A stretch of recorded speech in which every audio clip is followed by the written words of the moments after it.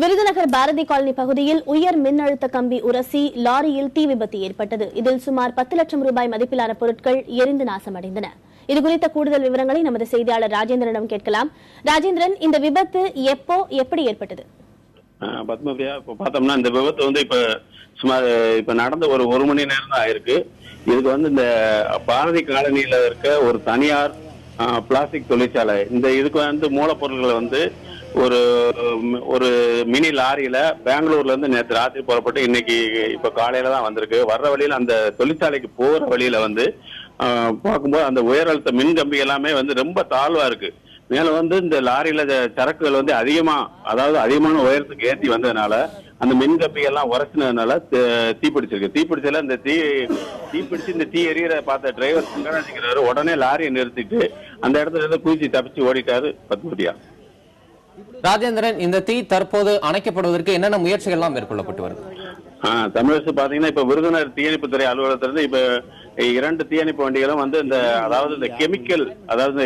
இந்த கெமிக்கல் தீயில அணைக்கிறதுக்கான அந்த போம் வாகனத்துல வந்துட்டு 2 வண்டிகளை இன்னைக்கு முற்றிலுமா அந்த தீயை அணைச்சிட்டாங்க. 2 வாகனங்களை மேல இந்த தீவிரத்துல லாரிகள் முழுமையா தீயில எரிஞ்சு சேதமாயிருச்சு.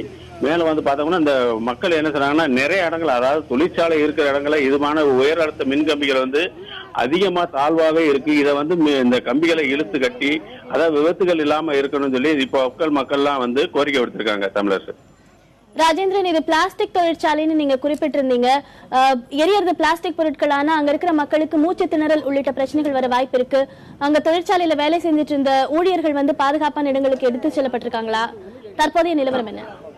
அதாவது பத்மபிரியா, இந்த தீ விபத்து தொழிற்சாலைக்கு உள்ள நடக்கல. அதாவது தொழிற்சாலை பக்கத்துல இந்த லாரி போய்கிட்டு இருக்கும் போதுதான் இந்த சம்பவம் நடந்திருக்கு. மேலும் இந்த தொழிற்சாலை பக்கத்துலதான் விருதுநகர், அதாவது இந்த குப்பை கிடங்கு அப்படிங்கிற பகுதி இருக்கு. மேலும் இந்த லாரி தீப்பிடிச்சு எரியனால அதிகமா ஒரு கரும்புகை மேலும் அதாவது இந்த கரும்புகை அதிகமா எரிஞ்சனால அதாவது நமக்கு கிடைச்ச தகவலோடு எந்த பாதிப்பு இல்லை. நாங்க மேலும் தீயணைப்பு துறையினர் வேகமா இந்த தீயை கட்டுக்குள் கொண்டு வந்தாங்க. இருந்தாலும் முழுமையா இந்த தீ லாரியை ஃபுல்லாவே எரிஞ்சிருச்சு. அதாவது இன்னும் அந்த தொழிற்சாலை இன்னும் திறக்கப்படல. தொழிலாளர் யாரும் வேலைக்கு வரல. அதனால எந்த விதமான உயிர் சேதம் இல்லை. அதாவது தொழிற்சாலைக்கு அருகில தான் இந்த சம்பவம் நடந்திருக்கு. மேலும் இந்த தொழிற்சாலைக்கு அருகிலே ஒரு அதாவது ஒரு எண்ணெய் மில் தொழிற்சாலை இருக்கு.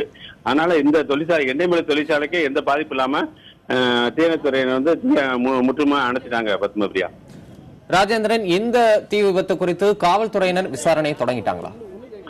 அதாவது இப்ப இந்த சம்பவம் நடந்தாலும் இந்த விருதுநகர்ல இருந்து காவல்துறையினர் இது எப்படி ஆச்சு, எப்படி இந்த தீ விபத்து என்னங்கிற இந்த லாரி டிரைவர் தங்கராஜிட்ட விசாரணை நடத்திட்டு இருக்காங்க. மேல இந்த பகுதியில இந்த உயர் அழுத்த மின்கம்பிகள் அறுந்து விழுந்ததுனால இந்த தீ விபத்துல இந்த லாரி உரசினால மின்கம்பிகள்லாம் அறுந்து விழுந்துருச்சு. விழுந்ததுல வேற யாருக்கும் எந்த வித உயிர் சேதமும் இல்லை. ஏன்னா அது ஒரு தனிப்பட்ட பகுதியா இருக்கனால அந்த தொழிற்சாலைகள் இருக்கிற பகுதியினால மக்கள் நடமாட்டம் இல்லை.